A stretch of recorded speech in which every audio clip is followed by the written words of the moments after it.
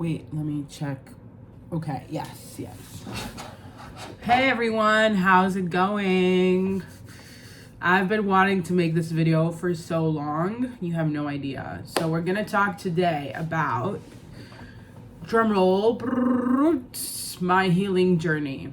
Yes, the healing journey that I've been through. I'm gonna be super raw and open. Get your coffee or tea. Here, I have it right here with me. Got my coffee. This is my little setup in the back, by the way. It's my childhood bedroom. It's so funny.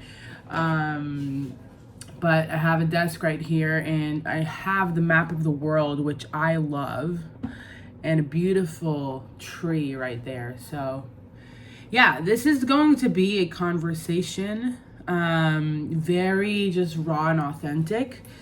As you know, I've been very vocal about mental health, and I really hope that this video is something that if you're going through something that's similar or maybe quite the same, or if there is anything that this video can be useful to someone out there, then great. I've seen so many mental health videos about people that have been hospitalized, been sharing very raw things. I have so much to say about this topic, and I haven't really been super open and vocal about it the way I'm doing right now, which is very raw and open and candid. So if this is not for you, this is the time to kind of leave the video. And if this is you and you have a friend or even someone that you know, then stick around because we're going to be talking a little bit, and this is going to be a longer video. This video is going to be structured into 3 different ways. The first one, I'm going to be talking about my time in New York when I got first diagnosed and my first hospitalization. The second time is when I came back to my home country and then did some healing. And the third is basically we're going to talk about mental health, generally speaking, best practices, things that I have learned from my own experience, and how, the lay of the land of how this topic has been used today in hospitals and the world in general, and how it's very much not as progressed as it's supposed to be for people to help. So let's start with the first one. My experience was, I lived in New York, as you know, and I lived there for 6 years. I went to study design, and then I worked in the field. I worked in design agencies with really big clients. I studied design. I worked as like a UX designer, and I learned a lot. I had a great time. I made friends. I lived alone. I had an apartment. I had everything that I wanted. But something deep inside was kind of bubbling in me of, this is not where I'm supposed to be. My intuition told me that this is not the end all be all. And I tried so much to fit into this mold of what society has been telling you of, like, you need a job, and then you need to work in the rat race and climb up the ladder, the corporate ladder, and so on and so forth. We all know the drill. I've been dating girls, and I'm into women. So I've been having, at some point when I dated this girl, and a friend came over from out of town. She came to visit me, and I started having sleepless nights, insomnia, and I really tried. I was struggling a lot, and they don't really sell you those pills that actually make you sleep. They just sell you those random pills. Melatonin, I tried. Nothing really worked out. I think, I was speaking with my therapist, and I have a therapist that I've been with for 13 years. So it's not like I had no idea about psychology, no idea about mental health. I've been going to a therapist, and this is something that I'm really proud of. Not a lot of people get to go to a therapy session for 13 years, thanks to my parents. But I've learned so much through just going to therapy and learning about myself and learning about my own patterns and patterns that I've got from my mom or from my dad or from, it was very Freudian, I would say. It was very Freudian. And yeah, so she kind of she was like accompanying me, and through the phone, as things happened. But I was kind of on and off because she lived back home in Israel and I was in the US, and I didn't really manage to have a proper therapy session in the US because I got really attached. You get really attached to the person that, you know, you've been sharing so much information about your life and your trauma to one person. You don't want to go through the same thing again and share, you know, to a new person. So to make things kind of short, I was very much dependent on this therapist, and she did help me. But there was a time where I felt like sleepless nights. I got really bored with my job. I felt like I needed to search for something new. I started to get a lot into spirituality, into tarot. I used to watch tarot on YouTube. I used to get into numerology. I got more into spirituality concepts. What is the universe? All these things. And, you know, people might be like, ooh, this is a slippery slope. Well, it can be, but you get into this mind of like, you're looking for meaning. It's natural. It's very human to look for meaning as a broader, like, I got the New York here, as a broader New York, a broader meaning to something, broader meaning into meaning. I don't know what I'm saying anymore. It's just like you're looking and you want to find yourself. You're looking for yourself essentially. And you're trying to find your purpose in a way that is not what the society has taught you, that you have to go to school and you have to finish something and then you have to do and all that stuff. So I struggled with sleepless nights. My dad also has like similar things. So I try to talk to him a little bit and get some, you know, advice. And I tried drinking milk. I tried taking different pills that I could get on CVS or whatever. And I remember one time when I dated this girl, she just like hugged me, and that actually helped me. She hugged me and I fell asleep eventually. So oxytocin, my friends, have someone hug you to sleep. That's, I think, one of the best things you could ever have, and it calms you down. It's like a baby, right? You know, when you look back, sometimes you go way back into when you were a baby, and when you're a baby, your mom would hug you and give you some milk to go to sleep. And it's mostly the closest of the mom or the dad that holds you, or the mom and the mom, or the dad, whatever you want to choose. That's how you fall asleep. You fall asleep when you're close and you feel safe. It's not that, it's the safety. That you know that you're held and you are seen and you're very much there. So I felt very lonely, to be honest, in New York. I felt like I didn't know what I was doing. I liked it, but it's the city where you feel kind of, you know, lost, and you're looking for yourself, and you're not satisfied with the same things that you wanted, the older version of you wanted. And then you're like, okay, I got that. I got the apartment. I have a really nice apartment on the park, but I don't feel satisfied. I don't feel fulfilled. So after the whole insomnia situation, I had a time where I couldn't sleep for like 2 to 3 days, and I started having psychosis. Psychosis, I'm not a doctor, by the way, so if you're looking for a doctor, this is not the video. But I'm tired of this sentence too, because people that have gone through psychosis can teach doctors about psychosis, because they don't know, you know, I mean, they know, but they only observe it. They're not really feeling what is psychosis. And it's very personal too. Like, psychosis is something that if I have one feeling, the other person may not have the same, but you still have different patterns. So to me, psychosis was a detachment of reality, where you have friction and you feel different things from other people. I felt, you know, one with the universe, and I felt like I could see myself in every other person I walk through, and I feel very much connected. To me, that experience of psychosis was more spiritual. It's called spiritual psychosis. It wasn't a psychosis that I got angry, that I got hurtful, or I got aggressive. I did not get any of those. I did not want to hurt anyone, and I did not want to hurt myself. I basically wanted I went through an ego death. That was the first experience that I felt. Like, I did feel like I had to scrape away myself, but I did not do it. I basically, I wanted to scrape away my own previous self. So the ego, not my own personal self. That's what I'm trying to get at.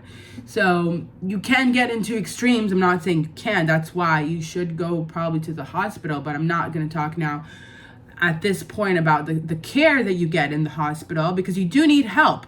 The fact that you need help is true. It's true. You can't just go through this alone, but the care that we get today is more damaging, actually. But let's get to that in a bit, because I'm very furious about this. But what I felt was, again, the more magical. Like, I felt, like I could be Jesus, or I could be, this person, this all giving person. And I felt one. I felt like, I don't know, it's weird to speak about it right now. And I've seen so many videos online after, when I was healing and kind of trying to figure out what I went through. And a lot of people have mentioned that they felt like they were Jesus. And I feel like this is a pattern that should be talked about. And even when I went into the hospital, I remember the ER, like one of the psych doctors, like, I have another Jesus here. And I was like, I remember that. And to me, that was funny, because it's like, this is subconscious.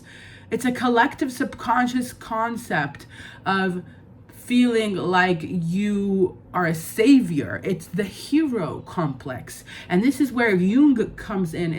He's a psychologist. He was a psychologist, and he was very close with Freud. They were two, very close psychologists that changed and contributed so much to psychology. And Jung mostly talks about archetypes and those phenomena that we see, but it is very much tied into the hero complex that people may have when they're going through psychosis, and also in general. And it's a form of mania where you're feeling very like grandiose, like, I can be this, and then I can save you. I'm rich, I am wealthy, I am, I'm almost godly, like I am God. Like, and it is true. You're a fraction of God. So like, you are entitled to feel that. It's very valid. And people shush you and like, no, you're speaking nonsense. But, when you feel this thing, it's important to feel it, because it's amazing. It's beautiful, but it's also not grounded. And that is where the grounding comes. But let's get back to what I felt personally from my own perspective. I'm going to use my personal kind of perspective on this, because again, I don't want to confuse people, and I don't have any responsibility on you guys. So this is only for people that have gone through some stuff and already are like after, that can discern between what I'm speaking right now. And what I felt was more like, I could be big and I could be small. Like, I could go from 1 to 0 very, very quickly. I could be this Jesus-like, and I could be the peace and scum of the earth, and I could see myself in a rat.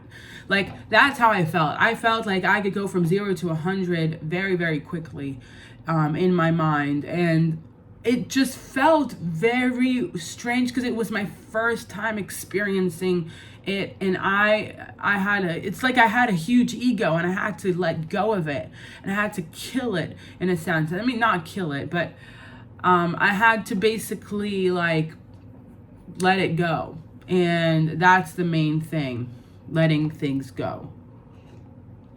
But my friends didn't know what I was going through. So what happened, I went into, the psych ward, and it was the ER first of all, and then I went later on. And yeah, I'm going to continue on the next bit. So I went in, and I didn't know what I was going through. My friends didn't know what was happening. And, you kind of don't even understand the papers they're giving to you, and you just sign and like, okay, fine, I'm just going to go in. But you don't know. And essentially, you're so like in this weird loop thing. And this is another pattern. I'm going to make a separate video only about the patterns later on.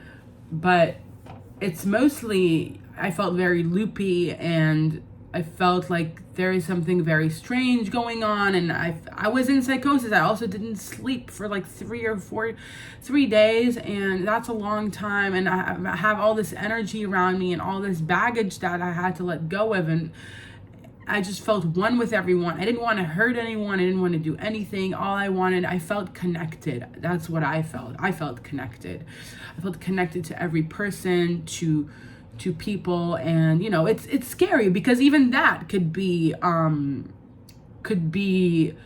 daunting, and that could be dangerous. If you feel too connected to people, you're not necessarily harming anyone else, but you are inviting a harmful people to you just by being the way you're being. So I didn't think about it at that time, but later now I'm like, okay, yeah, like I need to be with someone, but it's not, when I went in, I had to be in survival mode. I had to let go so fast of what I was feeling just to be in this place where they don't understand what you're going through, and they just give you pills so you can get back. I mean, of course that's important, but it's a whole, as it's just a place in a it's a building. You don't go out to the ground, you don't go out to the beach, you don't go to the sun. You're stuck in a building, and that's what it is, basically. It's very simple, and they try to help you, but I don't know. I recovered really fast after a week. I came back, got some pills and stuff like that, but I didn't understand. I remember the feeling after. I felt like a whole new person, it's like a chick that came out of the cracks of the egg, and I didn't know what I went through. And I didn't know spiritually what I went through. It's not about like, I went to the psych ward and I got out of it and then I'm back again and I'm back to everything. No, like, you're like, what did I go through? Like, what did I even feel? The feelings, the thoughts, what I heard. I mean, not what I heard, but like, yeah, some people hear and see things as well, which is like a whole other level. I didn't get to that, but I felt things. I felt things around me and among people. I was very much in tune, and it was a magical experience, to be honest. And if you feel and you also hear and see things, there's nothing wrong with that. That's something that I want to say from the bottom of my heart, because just the fact that other people can't see the things that you see and you hear does not mean that you are the wrong one. You are in the wrong. It means that they don't know how to deal with what you're going through. And sometimes people that have these very interesting experiences can help society in a certain way by seeing different things and hearing different things. And I'm not normalizing it completely. I'm just saying that it's okay. It's okay because it's part of life. And, there is a very interesting thing that I'm not like schizo or anything, but I want to say that the people that were inside that were schizo, they were the ones the most helpful to me, because I remember I went in and the guy was like, you're gonna get out really fast, and then he kept on looking to the void, and continue his conversation with someone else. And I felt touched, because I did not, my experience inside was I yelled a lot. I remember I yelled in the first ER before I went into the psych ward.